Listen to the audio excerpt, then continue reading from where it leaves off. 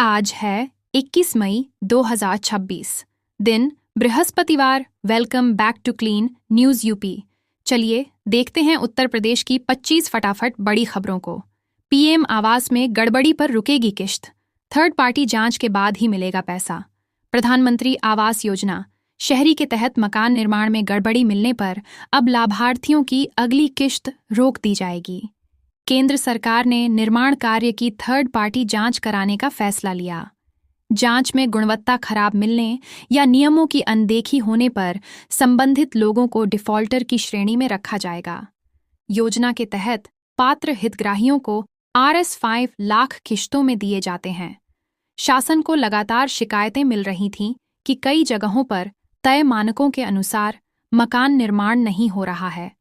1 जून से अग्निवीर भर्ती परीक्षा शुरू। QR बेस्ड एडमिट कार्ड से मिलेगी सेंटर लोकेशन। भारतीय सेना में शामिल होने का सपना देखने वाले युवाओं के लिए बड़ी खबर है। अग्निवीर भर्ती परीक्षा 1 जून से 12 जून तक आयोजित की जाएगी। वाराणसी और गोरखपुर में इसके लिए 1.5 दर्जन से ज्यादा परीक्षा केंद्र बनाए गए। इस बार भर्ती प्रक्रिया में 2 बड़े बदलाव किए गए। अभ्यर्थियों के एडमिट कार्ड पर QR कोड होगा, जिसे स्कैन कर वे सीधे परीक्षा केंद्र की लोकेशन तक पहुंच पाएंगे। वहीं एक ही एडमिट कार्ड से 2 पदों की प्रवेश परीक्षा देने की सुविधा भी मिलेगी।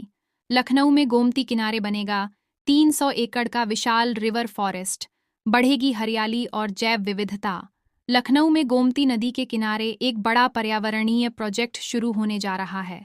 पिपरा घाट से शहीद पथ के पहले सरसावा क्षेत्र तक लगभग 300 एकड़ में रिवर फॉरेस्ट विकसित किया जाएगा। करीब RS 150 करोड़ की लागत वाली इस योजना से शहर में हरियाली बढ़ेगी और पक्षियों व जलीय जीवों को सुरक्षित प्राकृतिक आवास मिलेगा। खास बात यह है कि नदी के प्राकृतिक स्वरूप से कोई छेड़छाड़ नहीं होगी। यूपी में प्राइवेट यूनिवर्सिटी की होगी स्टेट रैंकिंग। 12 डिजिटल मॉड्यूल से होगी सख्त निगरानी। उत्तर प्रदेश में निजी विश्वविद्यालयों की अब राज्य स्तर पर रैंकिंग तय की जाएगी। इसके लिए उच्च शिक्षा विभाग ने बड़ा कदम उठाते हुए 12 डिजिटल मॉड्यूल तैयार करने की प्रक्रिया शुरू कर दी। इन मॉड्यूल के जरिए पढ़ाई, परीक्षा, रिसर्च, प्लेसमेंट, फीस, हॉस्टल और स्वास्थ्य सुविधाओं तक की रियल टाइम में निगरानी होगी। सभी विश्वविद्यालय एकीकृत ऑनलाइन पोर्टल से जुड़ेंगे।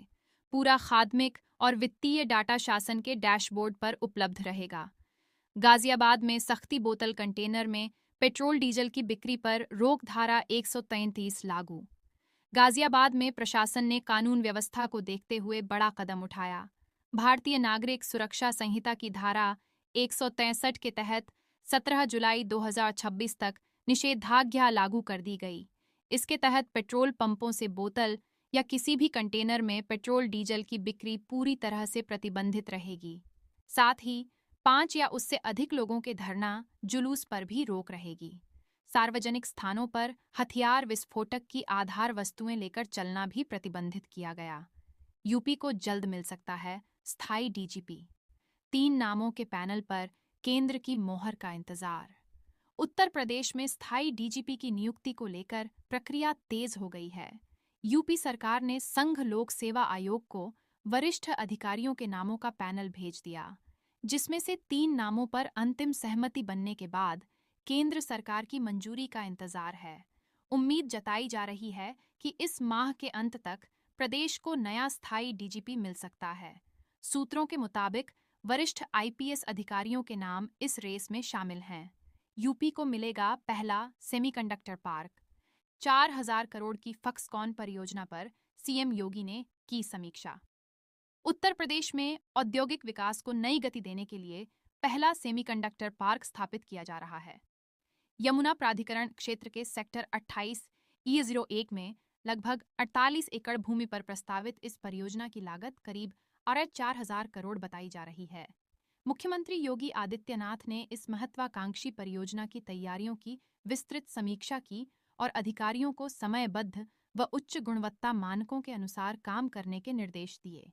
यूपी में ग्राम प्रधानों का कार्यकाल 26 मई को खत्म, गांव की कमान पर सस्पेंस। उत्तर प्रदेश में 27,000 से अधिक ग्राम पंचायतों के प्रधानों का कार्यकाल 26 मई को समाप्त होने जा रहा है, लेकिन इस बार पंचायत चुनाव की तारीख अभी तय नहीं हो पाई, जिससे गांव के प्रशासन को लेकर स्थिति स्पष्ट नहीं। ऐसे में सबसे बड़ा सवाल यह है कि विकास कार्य और दैनिक प्रशासन